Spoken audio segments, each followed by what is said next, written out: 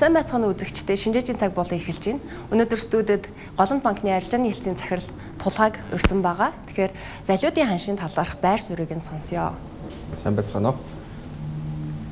За тэгэхээр энэ бол одоо долларын ханшийн сүүлийн 15 жилийн хугацааны график байна. За энэ хөхөөр тодтогсон нь бол одоо жилийнх нь өсөлт байгаа. За энэ цэнхрээр тодтогсон нь бол одоо яг долларын яг ханшийн одоо өөрчлөлт байгаа. Тэгэхээр энэ дээр таны өөрийн одоо шинжилгээ одоо байр суурь сүүлийн үед ялангуяа одоо долларын ханш бол одоо тогтвортой 2849 дээр явж байна. Тэгэхээр энэ дээр ер нь таны өөрийн бодол юу байгаа вэ? За ер нь бол долларын ханш гэдэг бол ер нь бид үгдэд маш их сонирхолтой сэдв байдаг. Үе үед л жил болгон бид нар ингээд долларын ханш хайчих бол тэ бид нар ер нь доллар авах нь зөв юм уу? Эсвэл долларыг ер нь цааш хаашаа хүрэх юм? Ер нь ямар байр суурьтай байх ингээд маш их сонирхолтой сэдв байдаг.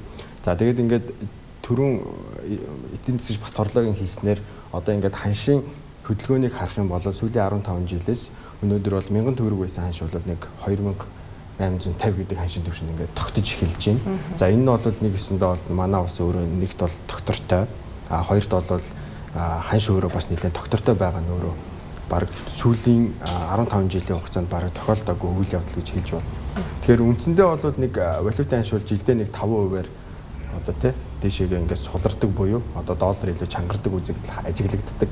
Тэгэхээр яг ингээд түүхийн ингээд ханшийн хөдөлгөөнийг харах юм бол за ингээд 3 удаа маш том өндөр хэмжээний савлгаа явсан байна. За 8 онд бол мэдж байгаа угаасаа нөгөө дэлхийн эдийн засгийн хямрал болоод манд бол долларын ханш нэлээд томор савлсан. За 13 14 онд бол түүхийн эдийн одоо ханшийн уналт одоо дэлхийд дахин дөрвөнснөөр одоо биднэрт бол ханш маш их хэмжээгээр одоо суларсан нэг дараагийн юм одоо зүй тогтол харагдаад. За 3 дахь нь бол 17 онд буюу одоо нөгөө бид хэдэд валютын албан нөөц маш бага хэмжээнд хүрснээр өөрөө дахиад нэг юм ханш савлсан юм том нэг юм 3 4 одоо үзэгдэл болсон байгаа юм. Тэгэхээр одоо бол сүүлийн 1 жилийн хугацаанд бол ханш бол 2850 дээр доктортой. За ингээд компаниуд ч гэсэн санхүүгээ төлөвлөхөд ханшийн ямар нэг эрсдэлт ороогүй үйл ажиллагаагаа явуулахад бол тохиромжтой цаг үе бол бүрдсэн байгаа гэж харагдах.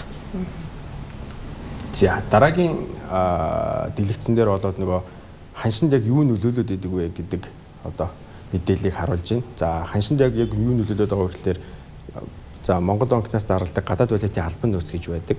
За гадаад валютын албан нөөц гэдэг нь юу вэ гэхээр биднэрт хэрэг хэмжээний долларын нөөц байгаа юм бэ гэдгийг харуулдаг үзүүлэлт гэсэн.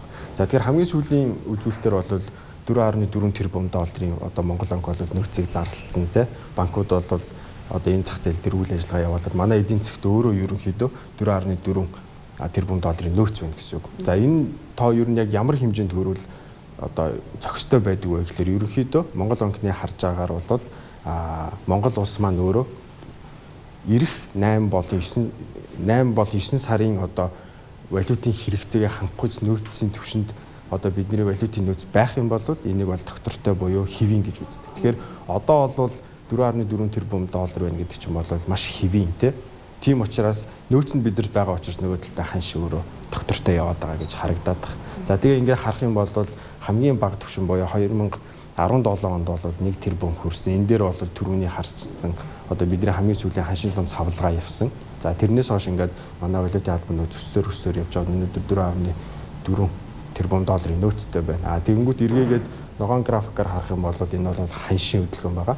За тэгэхээр ер нь бол 4 тэрбум доллараас дээш нөөцтэй болоод эхлэхэд манай ханш доктортой 2850 түвшинтэй доктортой байна гэж харагдаад байна. Энд бол яг харагдчих шүү дээ, яг ковид эхлээд импакт нь үүсээд за Монгол банкнаас интервенц хийсэн. Тэгээд валютын нөөц бол маш ихээр буурсан байгаа. Үүнээс хойш бол доктортой өсөж байгаа харагдаж байна. Тий. За тэгээд дараагийн дэлгэцэн дээр бол одоо бодлогын хүү гэж одоо Монгол банк бол зарладаг. За Монгол банкны үндсэн зорилго бол нөгөө бидний өдөр тутам хэрэглээд байгаа төгрөгийн үн цэнийг хадгалахад оршдог тийм. Тэгэхээр үнэхээр ханш ингээд дээшээгээ савлаад байх юм бол төгрөгийн үн цэнийг нэмэгдүүлэхийн тулд Монгол банк бол бодлогын хүү өсгдөг ч юм уу тийм. Төгрөгийн өгөөжийг илүү өндөр болгохын тулд илүүтэй нөгөө нэг бодлогын зохицуулагч шин чанарын одоо нөгөө арга хэмжээнүүдийг авч ажиллаж идэг гэсэн үг. За тэгээд 17 онд нөгөө бид түрүүний харсанчлан одоо нөгөө валютын албан нөөц 1 тэрбум буюу хамгийн дор түвшинд очихоор төгрөгийн өгөөж өсгөхийн тулд Монгол банк бол бодлогын хөө өсгөж ажиллаж байгаа. Тэгээ 14% байж байгаад өнөөдөр бол 6% дээр бол буурсан байна. Энэ бол түүхэн хамгийн доод түвшин. За тэгэхээр өчигдөр бол мөнгөний бодлогын зөвлөл хуралдаад одоо 6% бол дахиад хэвээр нь үргэлжлүүлнэ гэж зарлалцсан. Тэгэхээр бол төгрөг дээр бол 6% өгөөж бол байх юм байна. Нөгөө талдаа бол долларын ханш тогтвортой байгаа нь өөрөө бас 6% гэдэг одоо энэ төгрөгийн өгөөжийг ингээд 6% дээр байлгах нь өөрөө зохистой маа гэдэг одоо нөгөө макро үзүүлэлт тооцоолуудаа харж байгаа шийдэж байна гэсэн үг. За тэгэхээр долларын ханшинд бас нэг том эрсдэл байдаг шүү дээ тий. Гадаад валютын гарах урсгал маш их хэмжээгээр гарах юм бол манай ханш хүчтэй савладаг байгаа тий. Тэгэхээр энэ одоо ханшийн савлгааг одоо сэргийлэх зорилгоор за мөн одоо ойрын хугацаанд төлөгдөх юм томоохон энэ бондуудыг бол засгийн газраас бол хойшлуулж чадсан байгаа. Тэгэхээр саяхан одоо өмнөх дугаарууд дээр ч гэсэн танилцуулж ирсэн. Одоо энэ шин 100 гэдэг бонд бол одоо ойрын 2022, 2023 онд 21 болон 22 онд гарах энэ Чингис болон Гэрээгээ бондуудын одоо эргэн төлөлтийг бол хугацааг нь бол хойшлуулсан байгаа. Тэгэхээр энэ дээр бас одоо валютын одоо гарах урсгалыг хаасан үйл явдал болсон. Тэгэхээр одоогийн байдлаар бол энэ том гарах урсгал юу н байхгүй. Тэгэхээр ханшин дээр ирэх дарамт бол багасч гин гэж харагдаж байна тий. Ер нь бол эх жилүүдэд бол манай эдийн засаг өөрөө нэлээд тогтвортой байх юм байна гэж харагдаад байна. За нөгөө бизнесүүдэд хамгийн их тулгардаг асуудал юу гэхээр ханш хэд хүрчээд бид нэр одоо юу гэдэг санхүүгээ яаж төлөвлөх юм бэ гэдэг хамгийн том одоо асуултын тэмдэг байдаг тий. Үйл ажиллагаа явуулахад яг гэвэл бид нар чинь тэр нөгөө нэг валютын эрсдэлд орж иж бизнесээ явуулдаг. Тэгэнгүүт одоо энэ хамгийн том нөгөө нэг эрсдэл нөрөө тогтвортой болцохоор одоо би үйл ажиллагаа явуулахад илүү бүр илүү таатай болж эхэлж байна гэсэн үг. За тэгээд нөгөө манай эдийн засгийн бат хорлоогийн хэлснээр бол Монгол улс бол нөгөө бүх бондуудаа ол хугацааг нь сунгаад те 10 жилээр зарим нь сунгаад ингээд том ингээд дарамтуудаа бол ингээд бууруулсан явж байгаа. Тэгэхээр ирэх 2-3 жил бол харьцангуй Монгол улсын эдийн засаг өөрөө нэгт бол тогтвортой, хоёрт орчин нь өөрөө тогтвортой, эдийн засаг талаас бол илүү тогтвортой харагдаад байна. За тэгээ энэ слайдн дээр бол яг юу харуулж байна вэ гэхээр одоо Монгол улс маань өөрөө бусад улсуудтай арилжаа хийгээд те худалдаа хийгээд ер нь ямар төвшөнд манай хашигтай ажилт юм алдагталтай ажилт юм уу гэдэг дүр зургийг харагдаж байна. За тэгэхээр бид нар бол бусад улсуудаас одоо нөгөө бараа бүтээгдэхүүн үйлчлэгээ авахын тулд бол өөрсдийнхөө нөгөө валютын нөхцөөсөө доллараараа төлж одоо төлбөр тооцоо хийдэг. Тэгэнгүүт тэр нь бол манай импорт болчиход байгаа. Эсвэргээрээ бид нэр түүхий хэдүүдээ бусад улсуудтай те одоо зарж борлуулад худалдаа хийгээд бид нар бол өөрсдөө доллар олж авч идэг гэсэн.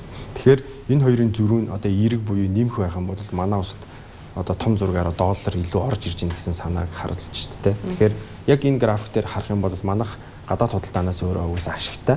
За хамгийн гол хүчин зүйлүүд гэх юм бол яг сүүлийн жилүүдэд түүхий эдийн үн бол маш сайн өсөж байна тий. Зэсийн үн өсөж байна, нүүрсний үн өсөж байна. За ингээд дэлхий дээр өөрөө угаасаа ингээд нөгөө түүхий эдийн өсгөөр манайх өсвөөсөөгүй нөгөө түүхий эдүүдээ уул уурхайн түүхий эдүүдээ экспортлж байгаа энэ үед бол манад илүү үр дүнтэй илүү ашигтай байгаа. Тэгэхээр яг энэ цонх үеийг маш сайн ашиглаж чадах юм бол ерөнхийдөө ханшийн альва бүр дарамтыг бүрл гоё болгоод те бид нар одоо 2850 гэдэг сүүлийн 1 жилийн түвшинд барьсан ханшийг магадгүй бууруулах боломж нь бүрдээд эхэлж байгаа. Тэгэхээр яг энэ цонх үеийг бол маш сайн ашиглах хэрэгтэй гэж харагдаад байгаа. За тэгээд яг өмнөх жилүүдтэй харьцуулах юм бол ер нь бол эхний 7 сарын байдлаар бол 1 тэрбумын ашигтай буюу одоо бид нар бол илүү доллар уг нь яг манай Монгол улсад 1 тэрбум долларын илүү нөхц ороод ирсэн те бид нар тэрийг ингээд зөв хуваарлаад ашиглаж чадах юм бол ер нь ханшааж бууруулах боломжтой эдийн засгийн бүрэлх гоё тогтвортой тодорхой болгож чадна гэсэн үг. За тэгэхээр сүүлийн үеийн байдлаар энэ банкны систем дэх одоо харилцах болон хадгаламжийн дансыг ингээд авч үзэхэд болон төгрөгийн харилцах болон валютын харилцахыг өсөлтийн хувь нь бол нэлээд өөрчлөлт дарж байгаа. Энэ бол яг иргэдийн одоо тэр долларт итгэх, төгрөгт итгэх итгэлийг бол харуулдаг байгаа шүү дээ. За тэгээд төгрөгийн харилцахын хувьд бол өмнөх оноос бол 74% бол өссөн байгаа. За харин долларын харилцах бол одоо төдийлнөх өсөөгөө 6% өссөн. Хадгаламжийг нь харахаар бол валютын хадгаламж бол 1% бүр буурсан дүр зурагтай. Төгрөгийн хадгаламжийн хувьд бол 36% өссөн байна. За энэ өссөн нь бол одоо энэ жил засгийн газрын зүгээс одоо тусламжийн багц арга хэмжээд өрхөдөж чиглэж маш их явуулсан байгаа. Тэгээд үүнээс үүдээд мөнгөний нийлүүлэлт өссөн, төгрөгийн харилцах хадгаламж өссөн байгаа. За харин валютын харилцах хадгаламжийн хувьд одоо Монгол банкнаас долларын харилцах тавьж байгаа тий хориг арга хэмжээ за мөн одоо доллараар одоо шилжүүлэг хийхгүй гэх зэрэг одоо энэ хоригуд нь бол нөлөөлж ийн гэж харж байгаа. За мөн бас иргэдийн хувьд одоо төгрөгийн төгрөгт итгэх хэдэгэл нь бас нэмэгдэж байна гэж юу н харагдаж байна. За гадаад худалдаа бас нэг талаас нөлөөлж байгаах тий гадаад худалдаа идэх хүчээгүй байгаа үед юу н иргэдийн бас доллар худалдаж авах тэр сентимент нь бол багасж байна гэж харагдаад байгаа. Яг энэ дээр нэмээд хэлэхэд бол нөгөө хүмүүс одоо мөнгөө одоо үн цэний хадгалахад л хамгийн гол одоо зорилго нь яваад байдаг тий. Тэгэнгүүт альва нөгөө нэг тэр харилцагчийн мөнгө ч юм уу тэр хүмүүс маань өөрөө өнөөдрийн мөнгөө ирээдүйд яг үн цэнийг хадгалах гал тий одоо юу гэдэг нэмэлт хүү олох тий нэмэлт орлого олох тэр мөнгө өсгөх тийм байр суурьаар бол одоо ингээд байнгын ингээд одоо юу гэдэг бодож тий ингээд санхүүгийн одоо харилцаанд ороод явж идэг гэсэн үг. Тэгэхээр хамгийн том хүчин зүйл нь юу вэ гэхээр өмнөх жилүүдэд яадаг байсан бэ гэхээр манайх угаасаа нөгөө долларын дутагдaltaй буюу долларын ханшин дандаа өсөж идэг байсан учраас одоо нөгөө нэг харилцагч ч юм уу эсвэл нөгөө нэг хадгаламж эзэмшигч маань юун дээр илүүтэй анхаардаг байсан бэ гэхээр долларын хадгаламж руу илүү хөрвдөг байсан гэсэн үг. Долларын хадгаламжийг яагаад бариад байна вэ гэхээр долларын хадгаламжийн хүүн өөрөө нэг 5-6% тай. Тэгэнгүүтээ төгрөгийн эсрэг дахиад нэг жилдээ 5% чангарчдаг. Тэгэхээр ерөнхийдөө бол ингээд том зургаар нь харах юм бол долларын хадгаламжийн өөрөө яг төгрөгийн эсрэг нэг 10% илүү өгөөчтэй ажилтдаг байсан гэдэг ийм одоо нөгөө нэг байр суурь байдаг. Тэгэхээр энэ жил бол нөгөө нэг түрүүний хэлснээр 2850 буюу ханш маань бол жилийн турш одоо огт хөдлөөгүй тогтмол байсан. Энэ нь өөрөө нөгөө нэг харилцагчдыг төгрөглөө илүү итгэхтэй төгрөгийн өгөөж нь илүү өндөр болж эхэлж байгаа юм байна. Долларын өгөөж нь илүү буурчлаа тий. Тэгэхээр нөгөө дараагийн арга замаа хайгаад буюу нөгөө шилжилттэй хийж гин гэсэн үг л дээ. Тэгэхээр өмнөх жилүүдэд бол валютын харилцах хадгаламж байнга л өсдөг байсан бодвол энэ жилээс ингээд одоо валютын хадгаламж 1% буураад эхэлсэн байна. Тэгээд манай валютын харилцах маань мэдээж 6 өссөн ч гэсэн энэ өөрөө нэг тийм том төгрөгтэйгээ харьцуулахад бол маш бага дүн харагдаад байна. Тэгэхээр иргэдийн дунд нэг тийм байдаг шүү дээ. Одоо ингээд мөнгөнийхөө төрөний хэлсэнчлээ одоо өгөөжийн одоо өсгөхийн тулд одоо байгаа хэдэн хөрөг одоо юан руу шилжүүлэх эсвэл доллар болгох чиг гэж ярьдаг шүү дээ. Тэгэхээр энэ бол тэ өрөөсгөл ойлголт юм тий. Тий, яг нь өмнөх жилүүдэд бол нөгөө миний төрөний хэлснээр бол долларын ханш өсдөг байсан учраас одоо нэмэлт ингээд нөгөө нэг үн цэнийг ингээд дагаад өсөө явцдаг байсан.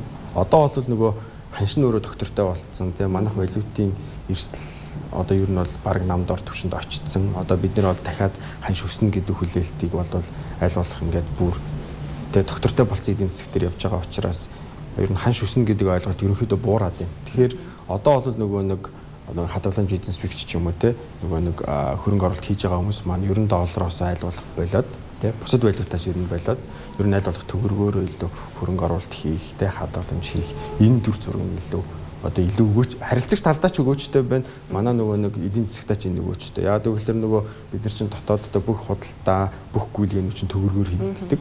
Тэгэхээр энэ нь өөрөө илүү идэвхжээд ингээд нөгөө бүх зүйл нь болоод яваад байна гэсэн үг.